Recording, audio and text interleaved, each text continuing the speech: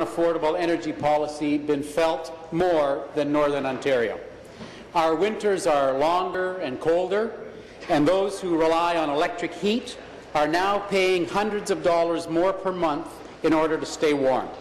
In some cases, Northerners are paying more for their hydro bill than for their mortgage. Wow. And for some, it's literally a choice of whether to heat or eat. Now, the Hydro One sale threatens to force those unaffordable hydro rates even higher. Speaker, how can this government, with any measure of conscience, be willing to force even more Northerners into energy poverty? Thank you. Minister of Energy.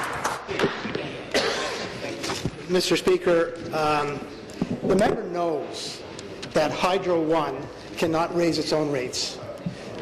He, like the third party, have been crossing the province saying rates are going to skyrocket because of the broadening of ownership of Hydro One, Mr. Speaker.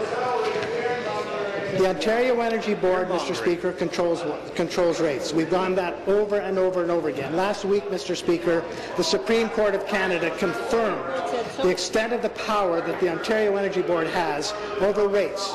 The rates are controlled for every LDC, for every utility, including Hydro One, Ontario Power Generation, Union Gas, Enbridge, Mr. Speaker. The whole sector is controlled. The Supreme Court was very, very clear, Mr. Speaker. The Supreme Court upheld the right of the Ontario Energy Board to ensure consumers pay just and reasonable rates for electricity, even if that means challenging Ontario Power Generation or any other utility on expenditures like collective bargaining labor agreements. Thank you. Supplementary.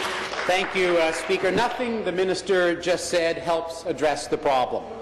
His words are cold comfort to Northerners struggling to keep the lights on because of this government's disastrous energy policy.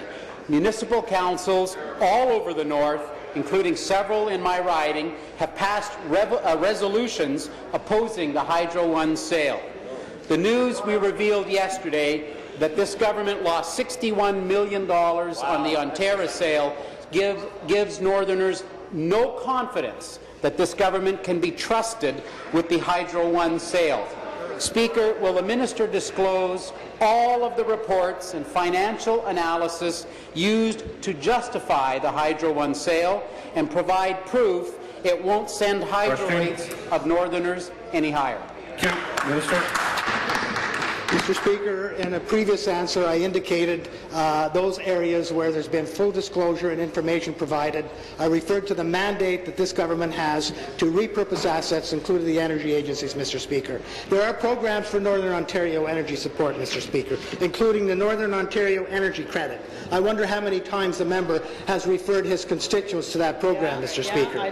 There's also very significant support, and Northern Ontario on the industrial sector has among the lowest rates in North America, Mr. Speaker.